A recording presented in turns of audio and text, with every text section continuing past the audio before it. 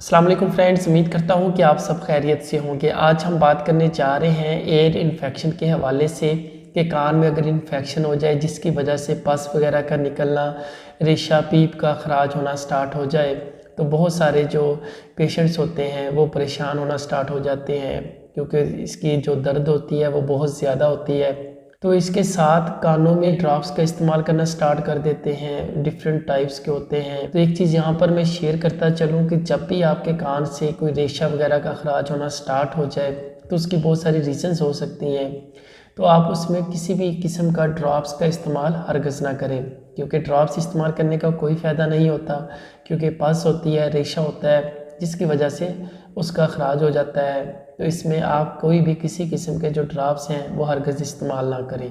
तो आज की इस वीडियो में मैं आपके साथ वो ट्रीटमेंट शेयर करूंगा कि एलोपैथिक में कौन सी ऐसी मेडिसिन हैं जिनको यूज़ किया जा सकता है, क्योंकि जब भी आपके कान में से रेशा का ख़राज होता है तो ज़रूर उसमें कोई ना कोई दाना, कोई फिंसी वगैरह, कोई फोड़ा वगैरह निकल आता है जिसकी वजह से पस का आना स्टार्ट हो जाता है।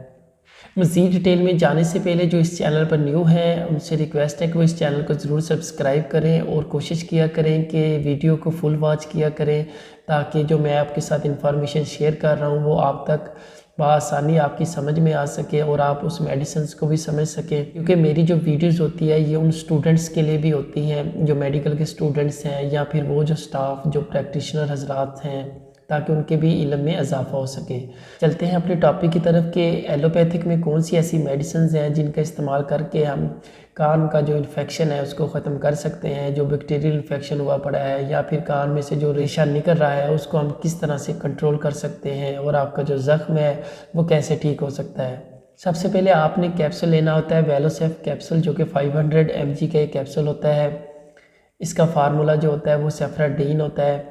ये एक ज़बरदस्त एंटीबायोटिक कैप्सूल होता है। इसके जो रिज़ल्ट्स होते हैं वो नहायत ही ज़बरदस्त होते हैं।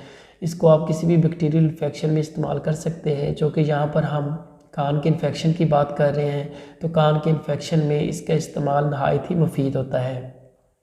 इसके साथ टैबलेट होती है, टैबलेट रिजेक्स टैबलेट जिसका फार्मूला सिट्राजीन होता है। ये आपने 5 mg की टैबलेट लेनी होती है।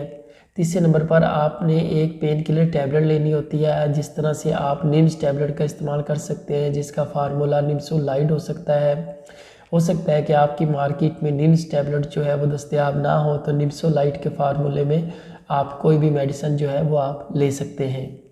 अब बात करते हैं कि इनके यूजेस की, कि इनकी जो डोज़ है वो किस तरह से ली जाए कि जो एयर इन्फेक्शन है उसको जल्द से जल्द कवर किया जा सके। सबसे पहले आपने जो सेफ्राडीन कैप्सूल होता है, यानी कि वेलोसेफ जो कैप्सूल है, उसका आपने डेली बेसिस पर एक कैप्सूल का इस्तेमाल करना होता है, वो भी अडल्ट्स में। ऐसे ही जो टैबलेट रिजेक्स टैबलेट का आप सुबह शाम एक एक गोली का इस्तेमाल कर सकते हैं, जो कि रिजेक्स टैबलेट जो है ये एंटी एलर्जिक टैबलेट होती है।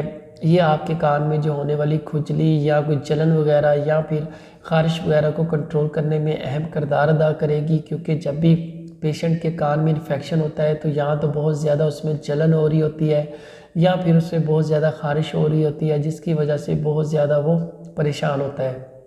तीसरे नंबर पर बात करते हैं टैबलेट निम्स की। निम्स टैबलेट जिसका फार्मूला निम्सोलाइड मैंने आपके साथ शेयर किया है। इस टैबलेट का काम ये होता है कि ये आपके जिस्म में किसी भी हिस्से में अगर बहुत ज़्यादा शदीद पेन हो तो उस पेन को कंट्रोल करने में अहम किरदार अदा करती है। ये एक अच्छी पेन किलर टैबलेट होती है। इस टैबलेट का भी आपने इस्तेमाल सुबह शाम करना होता है। ये ट्रीटमेंट आपने 3 से लेकर 5 दिन तक जारी रखना होता है। इंशाल्लाह 3 से लेकर 5 दिन के दरमियान ही आपका जो कान का इन्फेक्शन है वो कवर होना स्टार्ट हो जाएगा, और 5 दिन के बाद इस्तेमाल करने के बाद आपका जो कान होगा वो बिल्कुल खुश्क हो जाएगा, उसमें कोई भी किसी किस्म का रेशा वगैरह नहीं होगा। लिहाजा जब भी आपके कान में किसी किस्म का रेशा या इन्फेक्शन हो जाए तो ड्रॉप्स का इस्तेमाल ना करें। ड्रॉप्स के इस्तेमाल करने के बजाय आप हाइड्रोजन पेरोक्साइड महलूल से कान की सफाई करवाएं। उम्मीद करता हूँ कि आज की छोटी सी वीडियो आपके लिए इन्फॉर्मेटिव होगी। मिलेंगे इंशाल्लाह अगली वीडियो में एक नए टॉपिक के साथ, एक नई डिज़ीज़ के साथ। तब तक के लिए इजाज़त चाहता हूँ। अल्लाह हाफिज़।